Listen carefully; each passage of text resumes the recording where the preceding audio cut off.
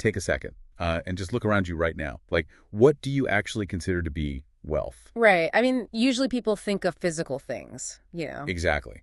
Is it the house you live in? Is it like the balance sitting in your checking account? Or maybe a safe full of gold or a fancy car in the garage? Yeah, in our daily lives, there's this underlying assumption of, well, tangible permanence. We think of objects. Right, things we can hoard, things we can lock away in a vault. We treat the global economy like it's just one single pie sitting on a table. And historically, that finite perspective has driven almost all of human commerce and, honestly, a lot of human conflict, too. Because the logic is, if I take a giant slice of that pie, well, there's simply less pie for you. But our mission for today's deep dive is to explore a text that attempts to completely dismantle that assumption. It's a really fascinating and, frankly, highly provocative document. It really is. We're looking at something called the MIT theory, which was developed by a thinker from Taiwan named Datuk Hong and M. And just for context, that acronym, MIT, it stands for Matter in Transition. He uses it to describe his specific model of how physical material and energy interact. And the central claim of this text is bold, like incredibly bold. The author argues that his logical deductive proof fundamentally shows that our entire modern understanding of economics is based on a total physical misunderstanding of reality. It's a massive claim. And, to set the stakes for you listening, we really need to understand the scale here. This isn't just about proposing a minor tweak to fiscal policy. Right, it's not about adjusting interest rates or tax bracket. No, not at all. The text claims this theory has the power to brush off century-old economic dogmas. He proposes it can end those persistent debates over resource allocation that cause, so much societal unrest. And he argues it does all of this by breaking down our ignorance and completely redefining what wealth actually is, like right from the ground up. And what's really interesting is how he chooses to redefine it. The text doesn't start with central banks or the stock market. No, it starts with the most universal thing that every human being on Earth exchanges wealth for: food. Which, biologically speaking, makes perfect sense. If the primary use of wealth is to secure food, to just maintain our existence, Then the ultimate mystery of wealth has to be right there on our dinner plates. exactly. And this brings us to a massive paradox in the text. The food paradox. Right. When you look at your dinner plate, you naturally assume you are consuming something new, like a freshly picked apple or a fresh loaf of bread. The global food supply seems entirely inexhaustible, constantly refreshing itself. But the text points out a scientific reality about the conservation of mass that we usually just ignore. Right. The actual atoms inside that food, the carbon, hydrogen, oxygen, nitrogen, they are not new at all. Not even slightly. The text forces us to confront just how staggeringly old the physical matter we consume actually is. It's kind of mind-blowing to think about. It is. Those specific atoms have been recycled endlessly on Earth for billions of years, and the author points out that gravity plays this crucial, unsung role here. Right, because Earth's gravity prevents atmospheric compounds, like carbon dioxide, from just floating off into the vacuum of space. Exactly. They're trapped. So when a plant grows in a field, it isn't magically creating new physical matter out of thin air. Biology just doesn't work that way. It's just reassembling incredibly old, trapped atoms into new shapes.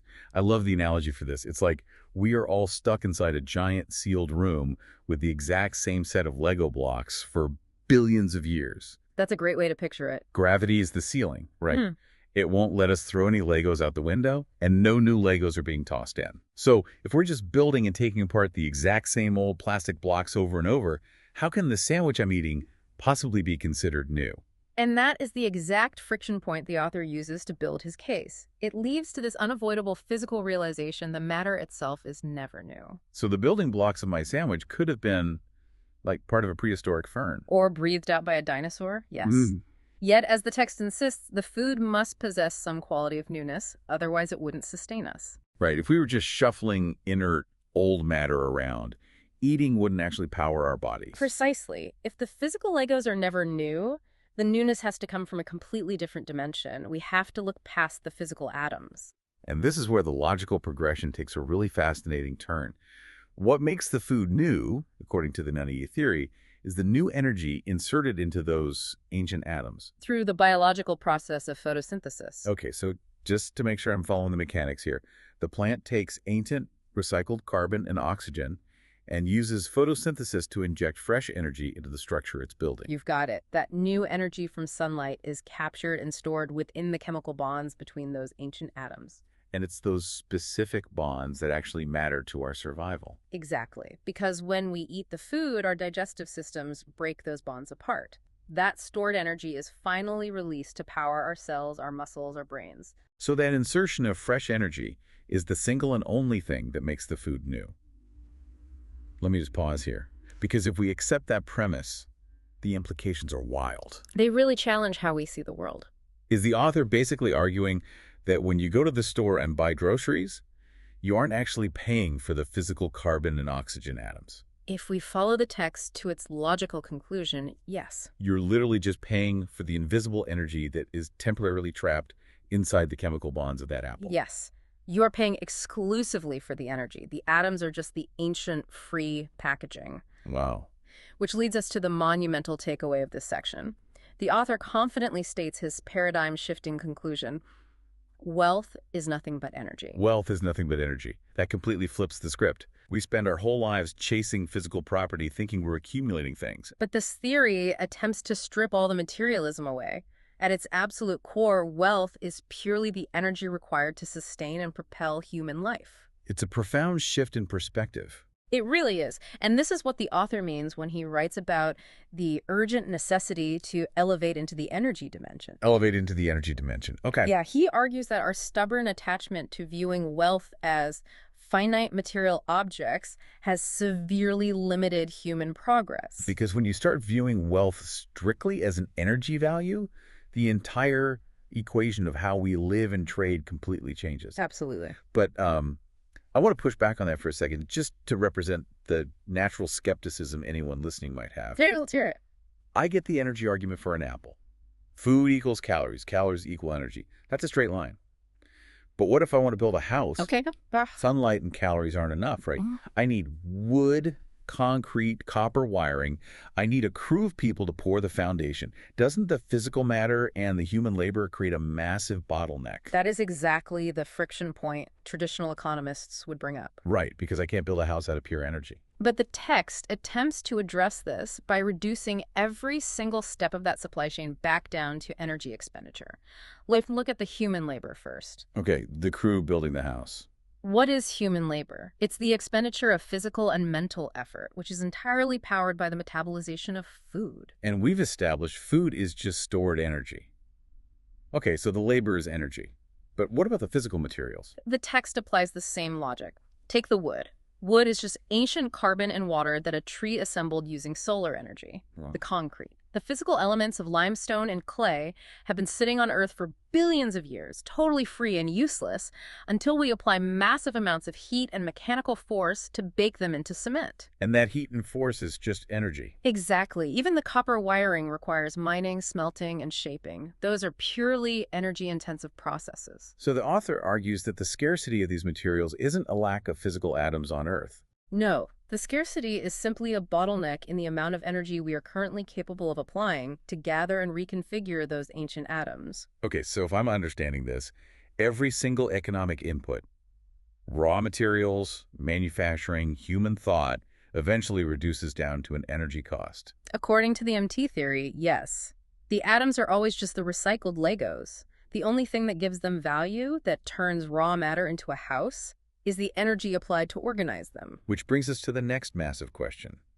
If everything boils down to energy, and wealth is just energy, then who or what is actually giving us this wealth? That is the pivotal point of the entire document. Because if we aren't creating the atoms, and wealth is just the energy trapped inside them, where's that energy originating from? The text argues for what the author calls an inescapable truth. If wealth is energy, then the true wealth provider is simply the ultimate energy provider. And when you trace it all the way back up the chain, Past the factory, past the labor, past the plant, it is not human labor. It's not earthly resources. The true wealth provider is a non-earth, non-mankind third party. the sun.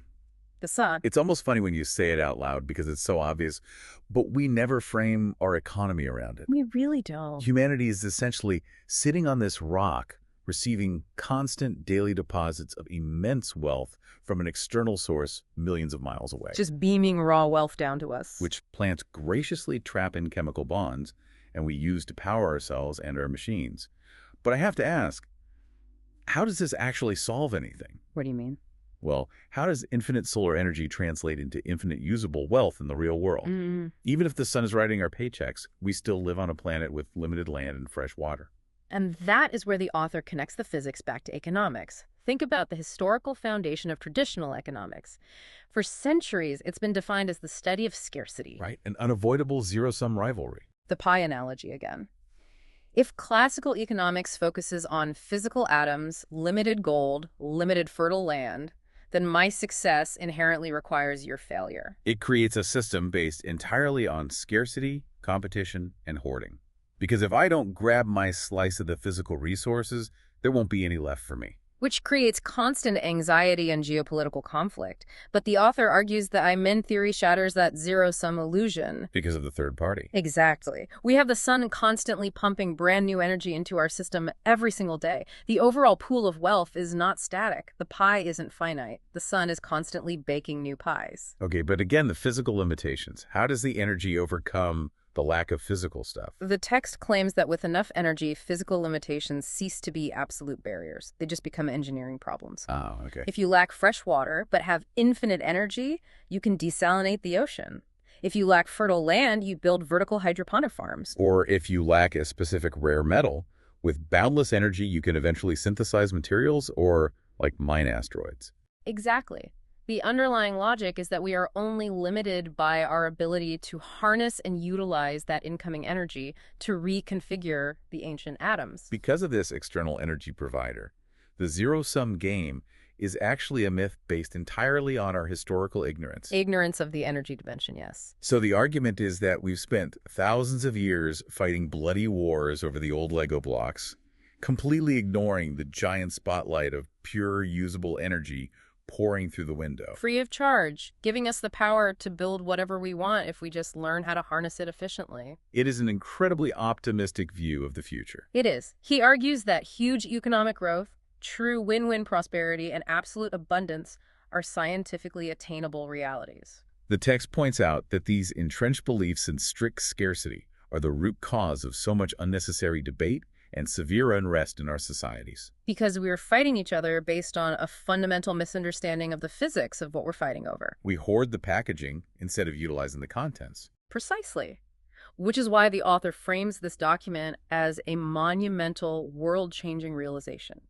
Breaking down that deep-seated ignorance could shift our entire focus. From conquering physical territory to maximizing our efficiency in capturing boundless energy, it really is a fascinating logical progression to walk through. It covers a lot of ground. Let's just recap the author's argument for you listening, because it is a big conceptual shift. Good idea. The text starts with the mystery of food.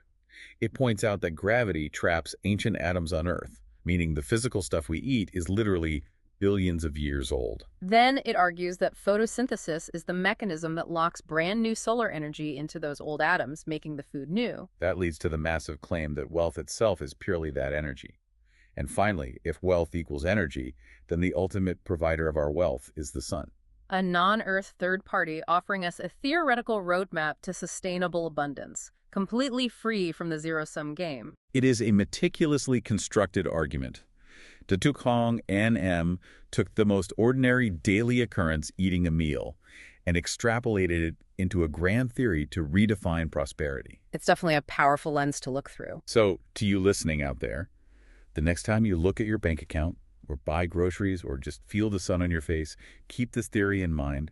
You don't have to agree with all the conclusions, but remember the argument.